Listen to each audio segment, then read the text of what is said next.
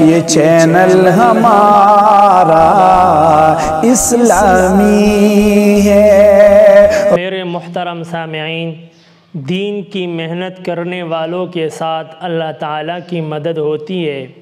ایک دفعہ ہمیں ہمارے استاذ محترم حضرت مولانا احسان الحق صاحب دامت برکاتہم نے حضرت شریک رضی اللہ تعالیٰ عنہ کا واقعہ سنایا کہ حضرت شریک رضی اللہ تعالیٰ عنہ دیہات سے آ کر مسلمان ہوئی۔ کلمہ پڑھنے کے بعد وہ سرداران قریش جو حضور صلی اللہ علیہ وآلہ وسلم کو تکالیف پہنچاتے تھے، ان کے گھروں میں جا کر عورتوں کو دعوت دیتی تھی۔ بہت سی عورتیں اسلام میں اس کی دعوت کی برکت سے داخل ہو گئی۔ جب کفار کو پتہ چلا تو انہوں نے آپس میں مشورہ کیا کہ اس کو مکے سے نکالنا چاہیے، ورنہ ہماری عورتیں سب اسلام میں داخل ہو جائیں گی۔ انہوں نے اس کو اونٹ پر بٹھا دیا اور روانہ کیا۔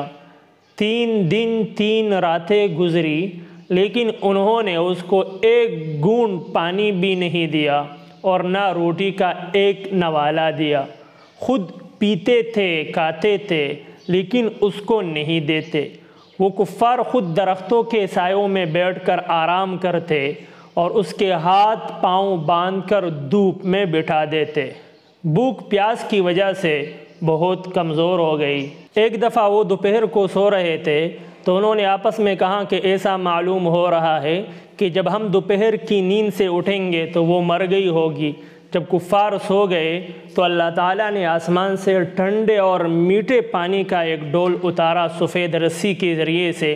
وہ ڈول سیدھا آ کر حضرت شریک رضی اللہ تعالیٰ عنہ کے منہ سے لگ گیا۔ وہ پانی جنت کا تھا، اس نے وہ پانی پی لیا۔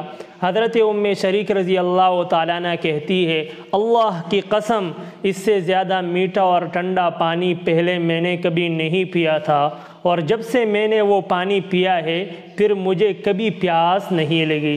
اللہ تعالیٰ نے اس پانی کی برکت سے اس کی بھوک، پیاس، کمزوری ختم کر دی۔ جب وہ پانی پی رہی تھی تو کچھ پانی اس کے کپڑوں اور زمین پر گر گیا تھا۔ کفار جب نیند سے اٹھے دیکھا تو وہ زندہ تھی اور پانی کے قطرے اس کے کپڑوں اور زمین پر تھے۔ انہوں نے اس سے پوچھا کہ تو نے ہمارے مشکیزوں سے پانی پیا ہے؟ وہ کہنے لگی نہیں۔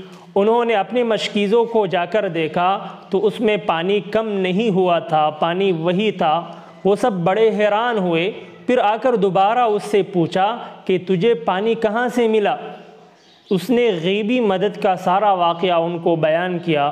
غیبی مدد کا واقعہ سن کر وہ سارے کفار کلمہ پڑھ کر اسلام میں داخل ہوئے۔ اس واقعے سے ہمیں کئی سبق ملے۔ نمبر 1، دین کی محنت کرنے والوں پر حالات آتے ہیں۔ نمبر 2، حالات پر صبر کرنے کے بعد اللہ تعالیٰ کی مدد آتی ہے۔ نمبر 3، ہمارے خلاف اسکیمیں بنانے والے جو چاہتے ہیں وہ نہیں ہوگا، بلکہ ہوگا وہی جو اللہ چاہتا ہے۔ نمبر 4، حضور صلی اللہ علیہ وآلہ وسلم کے زمانے میں دعوت کی محنت جس طرح صحابہ کیا کرتے تھے اسی طرح صحابیات بھی کیا کرتی تھی۔ تو دعوت کی محنت اجتماعی طور پر اس امت کی ایک اہم ذمہ داری ہے۔